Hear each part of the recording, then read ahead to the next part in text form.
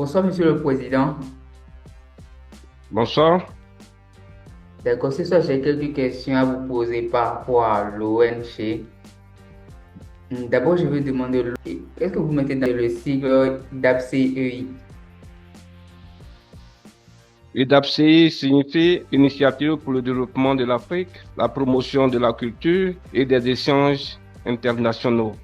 Actuellement, quelle est la vision, l'idéologie de l'ONG d'APCEI et à l'échelle internationale? Ok, il faut dire que l'Initiative pour le développement de l'Afrique, la promotion de la culture et des échanges internationaux, en abrégé UDAPCI, s'inscrit dans une vision dynamique de transformation socio-économique, culturelle et humanitaire de l'Afrique à travers le développement participatif, la valorisation du patrimoine culturel et l'innovation sociale et le renforcement des relations internationales.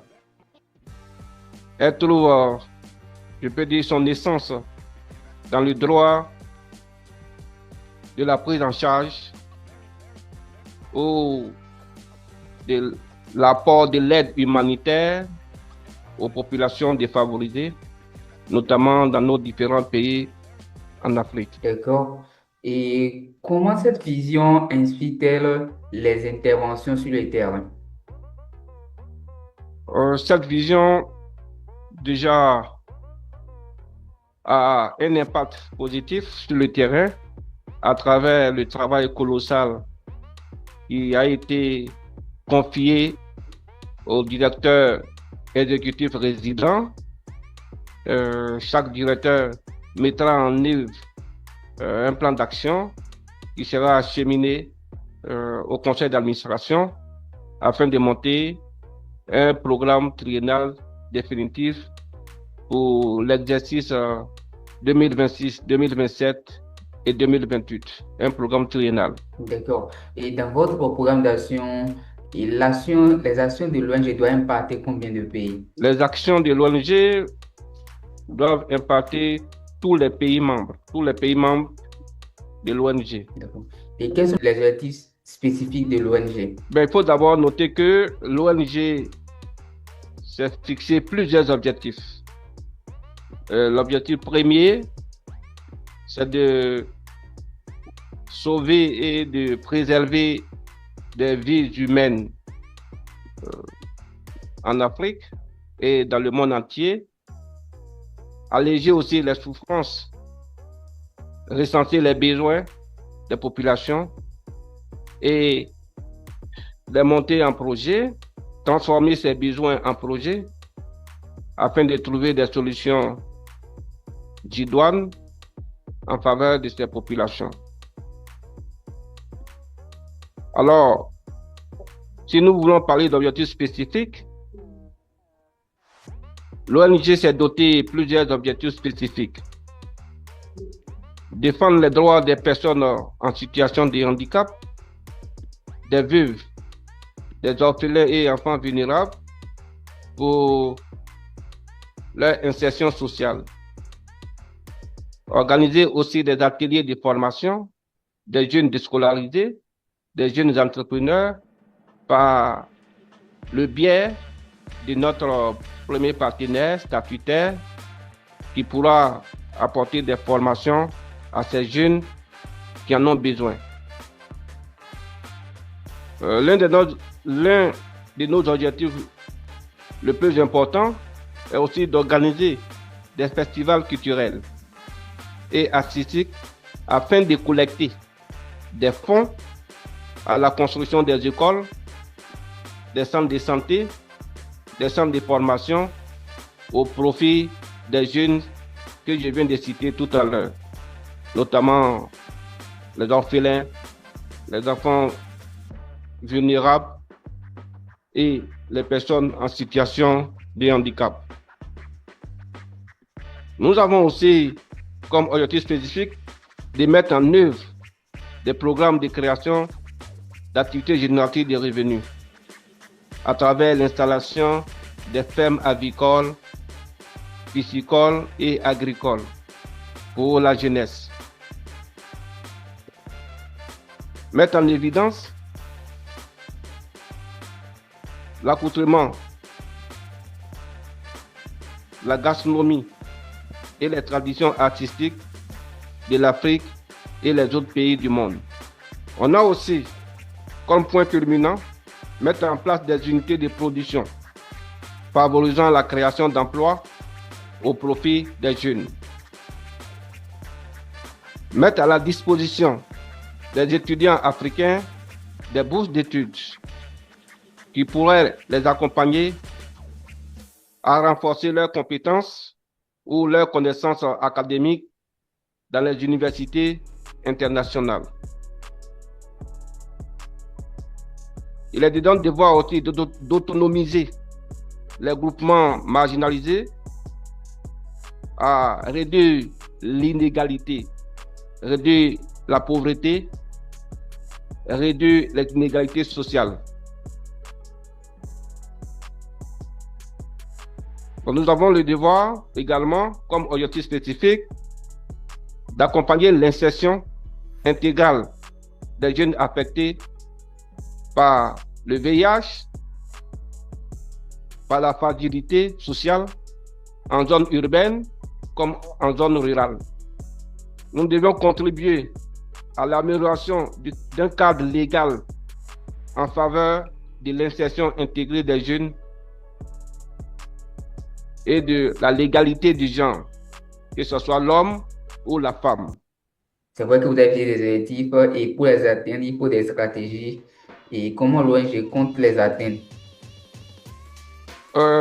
Pour atteindre ces objectifs dont je viens d'énumérer, d'abord l'ONG compte sur ses ressources humaines, la capacité de collecter ou de mobiliser des ressources financières, des ressources administratives.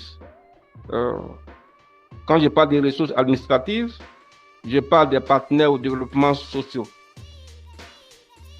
Alors, concernant ces ressources, d'abord notre contribution personnelle est le premier élément le plus important. Ainsi, d'autres contributions viendront au fur et à mesure. Mais il est toutefois important que nous-mêmes d'abord, nous puissions apporter notre contribution intellectuelle, notre contribution matérielle, notre contribution morale, afin d'atteindre tous ces objectifs que je viens de citer tout à l'heure. D'accord. Merci, Monsieur le Président. L'ONG est à l'international et a des représentations dans des régions et dans des pays différents. Maintenant, quelle est la stratégie de gouvernance et de représentation adoptée par l'ONG pour une représentation efficace dans ces différentes régions? Merci, monsieur le journaliste. La stratégie de gouvernance adoptée pour garantir une présence effective de l'IDAPCI dans les différents pays, c'est de créer des directions exécutives et résidentes. Ces directions exécutives, avec leur cahier des charges, pourront recenser les besoins prioritaires des populations afin de mettre en œuvre une matrice d'action qui sera axée sur des projets portant création d'emplois, des projets de développement, de construction de centres, de formation, de centres de santé, de fermes avicoles. Alors, étant donné que les représentants pays, c'est-à-dire les directeurs exécutifs pays, quand ils finiront de recenser les besoins prioritaires de leur population, ces besoins seront rédigés en projet bancable. Et c'est ainsi que le conseil d'administration pourra apporter sa modeste contribution dans la phase de l'élaboration d'un document final dénommé le programme triennal 2026, 2027 et 2028, qui sera suggéré aux institutions internationales, aux fondations, aux partenaires, afin de trouver des solutions adéquates aux besoins de nos populations. Donc, il faut noter que pour l'heure, nous avons des pays membres comme le Bénin, le Cameroun, la Côte d'Ivoire, le Togo, le Tchad, le Gabon, la RDC qui vient de faire son entrée. Donc, pour dire que au fur et à mesure, progressivement, tous les pays africains sont vraiment intéressés à adhérer à cette bonne initiative pour la cause de nos populations. D'accord, merci. Je pense que nous sommes à la fin de notre interview. Mais avant de prendre congé de vous, j'aimerais vous poser une question. Parce que tout à l'heure, vous venez de parler d'autres pays qui ne sont pas encore membres de l'ONG. Et vous avez encore parlé aussi d'avoir des partenariats du gouvernement, des autres organisations qui sont déjà sur le terrain. Quel appel voulez-vous lancer à ces pays-là qui ne sont pas encore membres et à ces partenaires, ces futurs partenaires qui ne sont pas encore engagés à travailler avec l'ONG? Merci, monsieur le journaliste, pour cette brillante question très importante. J'allais y revenir là-dessus. C'est une question qui me va droit au cœur.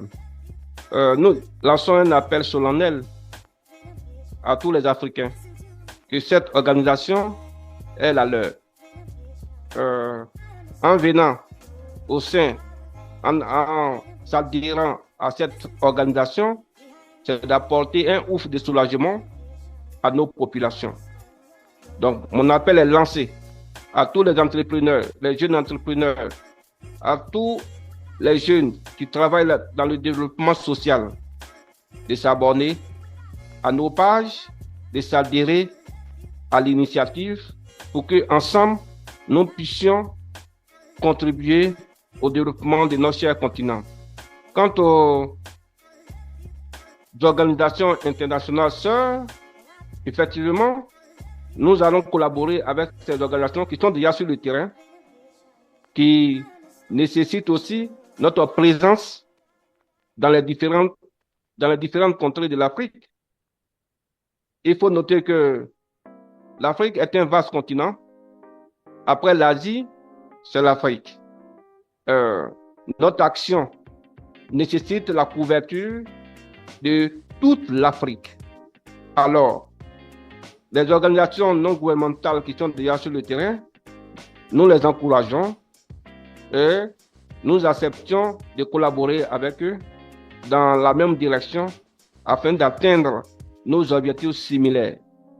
Il faut noter que les organisations internationales qui nous écoutent en ce moment-là, nous leur écrirons bientôt pour leur signifier notre existence, que nous allons nous engager afin de respecter les valeurs fondamentales de notre statut et règlement intérieur, nos tests fondamentaux.